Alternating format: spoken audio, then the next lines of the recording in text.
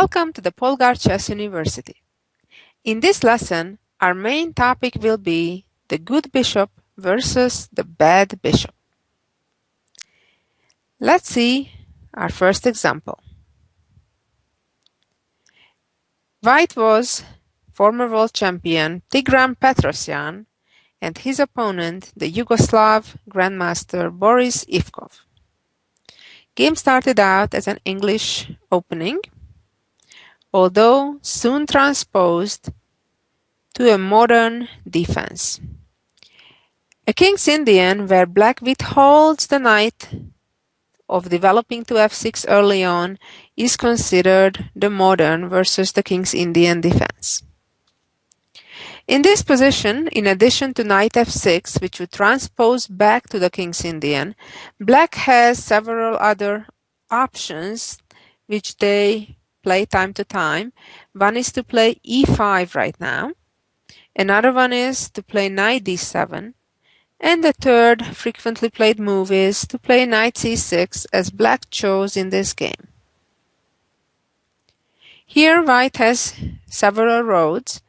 One is to protect the pawn on d4 by either developing the bishop to e3, which white chose, or developing by knight f3, and perhaps the main move is to play d5 right away. The game continued with bishop e3, and black's idea is to play e5, immediately challenge white's presence in the center on d4. Here white has a choice to maintain the tension in the center or, as Petrosyan chose, close the center right away by playing d5. And now the black knight needs to make a choice whether to play more conservatively and retreat the knight to e7, which was black's choice, or to choose the more active knight d4 centralization. The idea then would be that if white plays knight e2, black could attempt to play c5 and engrave that knight on d4. Of course, white could do en passant, and probably should, and then the game could develop in this way. Going back to the game, black continued with knight c to e7, and here white could play the natural bishop d3 developing move, but chose to play more ambitiously and played c5. Typically, that's the general plan of white, to play c5 and then open the c file and try to get a piece to c7.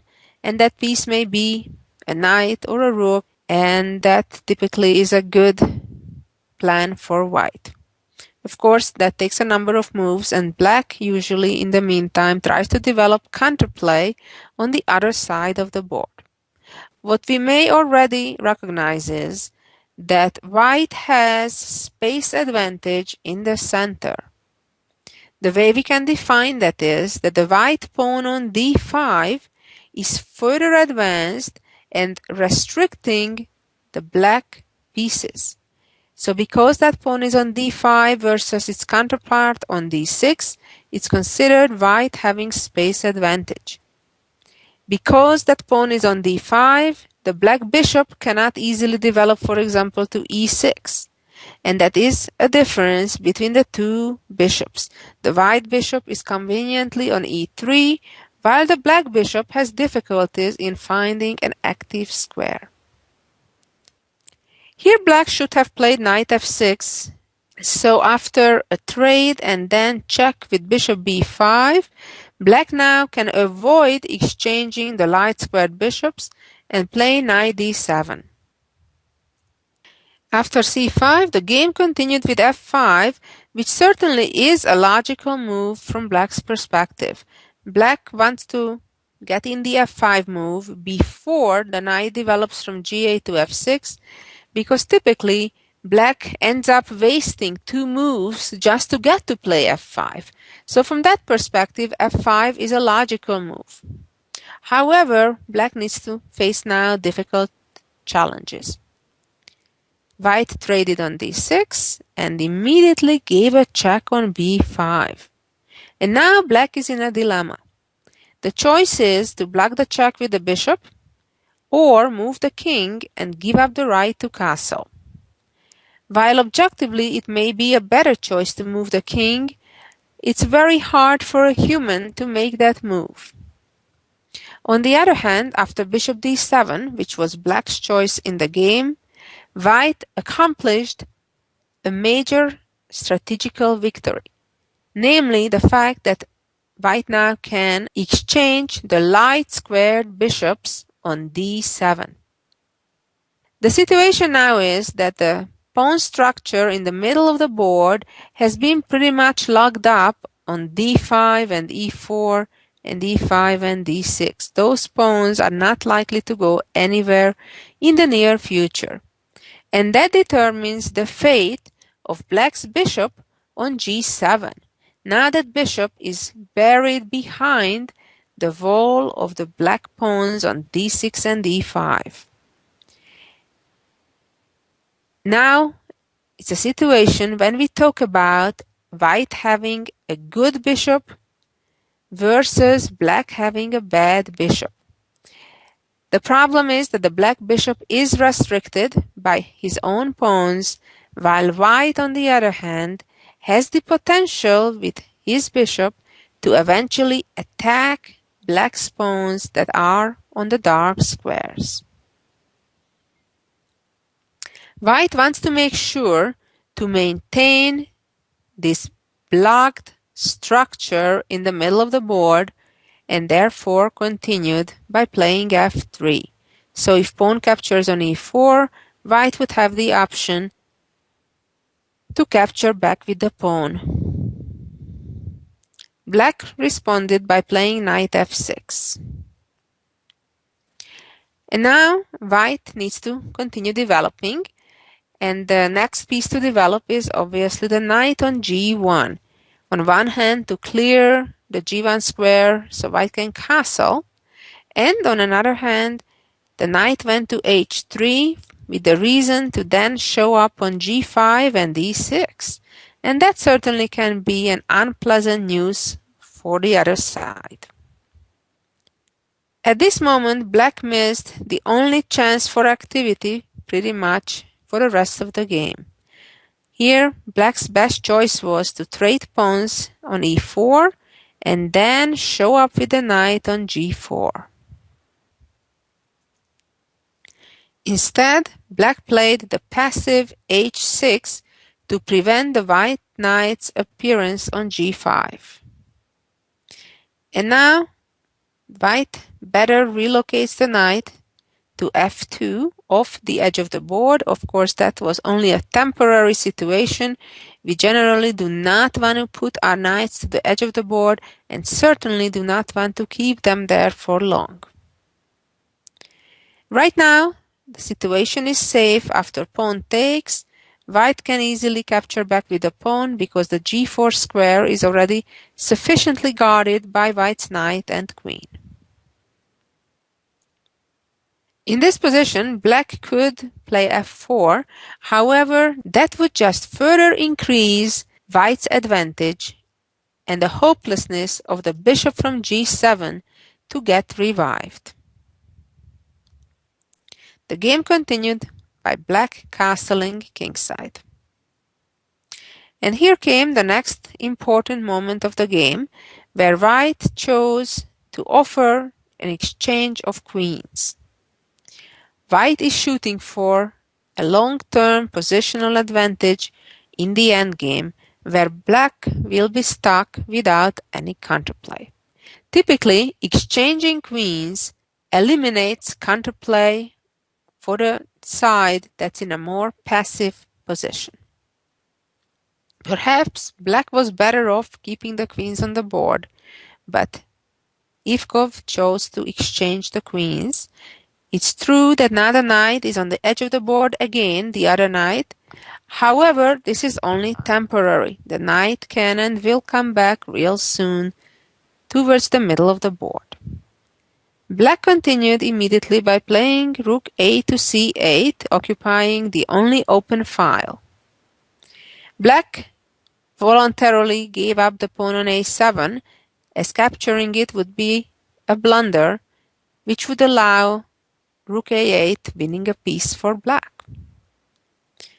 Naturally, Petrosyan did not capture that pawn, but rather moved the knight back to c3, away from the edge of the board, making sure the black rook does not enter on c2 on the second rank, and immediately creates serious threats, namely, on one hand to capture the pawn on a7, and on the other hand to appear with the knight on b5, and that would be, of course, a dual threat towards the d6 and a7 pawns.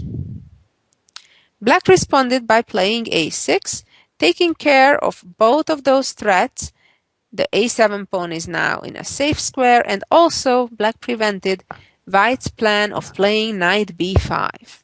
However, the problem in difficult position and passive positions is that usually by solving one problem, you create a different one.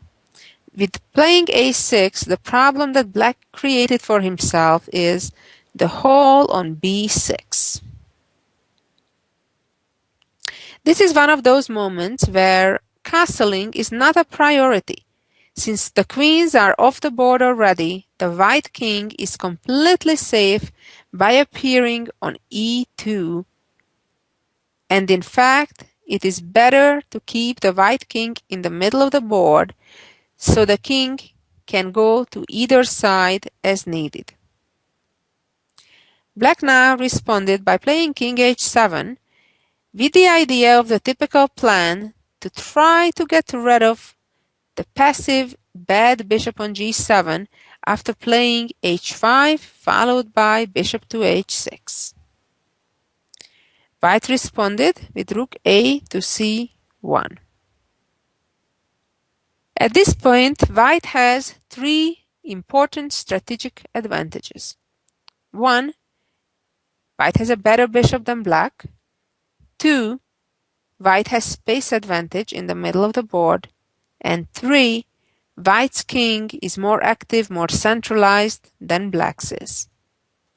Now, in itself, perhaps none of these elements would be deadly for Black. However, the combination of them is what creates real trouble for Black. Black continued by playing knight d7, which protects the b6 square. And White played a very smart move, and an unusual one at that, knight b1, a very nice move with the simple idea of relocating the knight via d2 to c4 and then to attack the weak d6 pawn. Typically, the weak point of a pawn structure is the base of it, the pawn that cannot be protected by another pawn. Black continued trading rooks on c1 and trading rooks again on c8. Of course, now White is in no rush to trade the rooks and continued with the plan to get to c4 with the knight. Black immediately traded rooks. Bishop took back. Now the white knight is ready to come to c4 unless Black prevents it. If Black would play b5 indeed to prevent it, then again Black solved one problem but created a different one, namely that the pawn that left b7, it no longer protects the a6 pawn or the c6 square. Therefore, the knight would change directions and move to c2 with the idea to then appear on b4. Going back to the game, in this position, Black played h5 with the hope to finally one day trade the bishops with bishop h6. Sadly for Black, Black is a bit too late for that and will never achieve it. White responded knight c4, going after the d6 pawn. Black has only one defense, knight c8, and now White played bishop d2. On one hand, preparing to avoid the exchange of bishops that black would initiate with bishop h6, the bishop would go where it would want to go to anyway, to b4, putting further pressure on the d6 pawn. Understanding that black cannot succeed in the plan of exchanging the bishops, black rather chose a different plan and played bishop f6. And now white plays knight a5, a very wise move, attacking the weak link, the b7 pawn. Now black cannot protect the pawn because after b4 the knight would need to leave and the pawn would get lost anyway. Black responded by playing b6. After playing b6, the new problem is the weakness of the c6 square. And of course, that's exactly where the knight jumped. Knight c6. Black brought the king to the other side of the board. Bishop e3, king f7. And now it's time to get the other knight into the game. Knight e3, king e8, and a4. If now black would want to trade pawns, that would be a good plan. The problem is white would not trade, but push through, and then the a6 pawn would get lost after white goes and attacks it. Let's go back.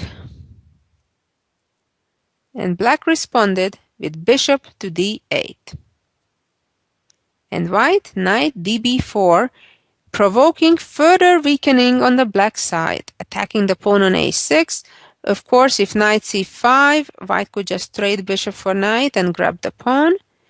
Black responded with a5. And again, by advancing the pawn further, new weak points arose in black's position. And in fact, it opens the road for the white king to get in to attack the black pawns. And now an important point, the white knight rather moves to a2 than anywhere else, because the knight wants to be able to come later to c3 and b5. Black played f4, bishop f2, and g5. Black is in a hopeless position with no counterplay. King d3, and the march of the king commences. Knight f8, h3, knight g6. Black in reality has no threat on the king side. Knight c3, bishop f6, and the king continues the march. King b5, king c7, and king a6.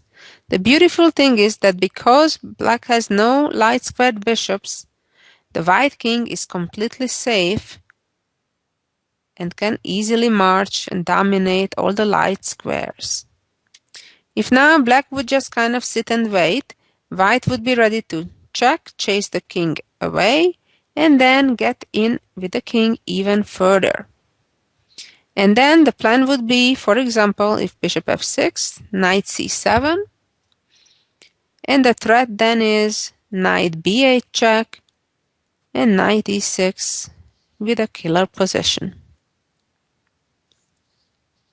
After king a6, black tried to give up a pawn to get finally some activity, but it didn't help. Pawn took, now white is up a pawn already, and now black is hoping to finally trade bishops, but white is willing to trade them only under his own terms.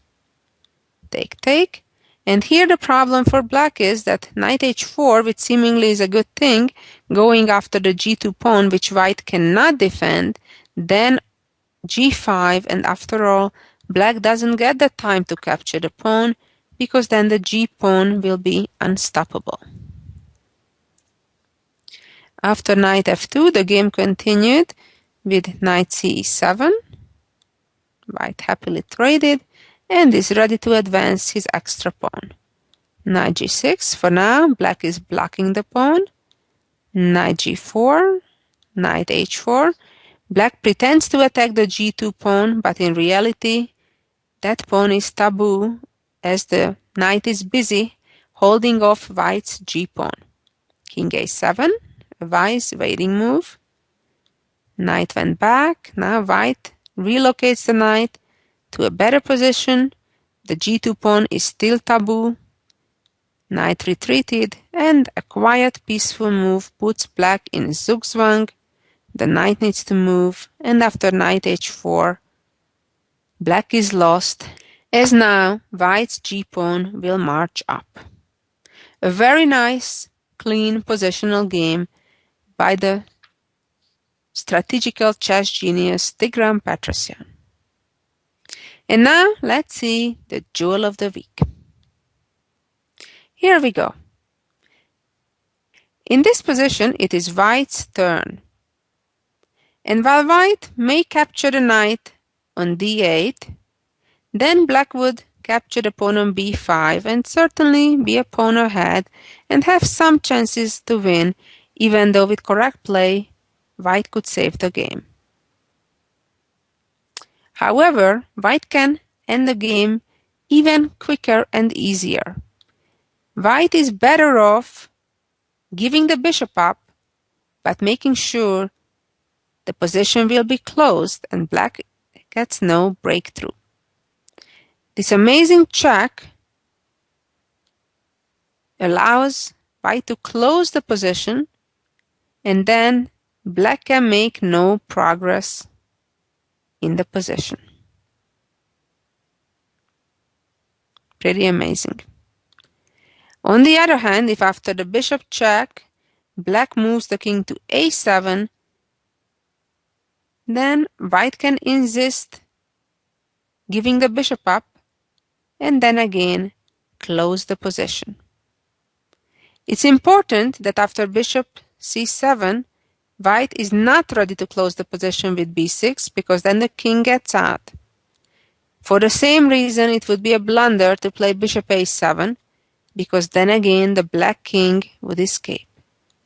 So the only way white can achieve the blockade is to play bishop c7, and then the game is an elementary draw. Indeed, a beautiful endgame composed by Hasek. Thank you for listening, and be back next week for some more chess goodies. Bye-bye.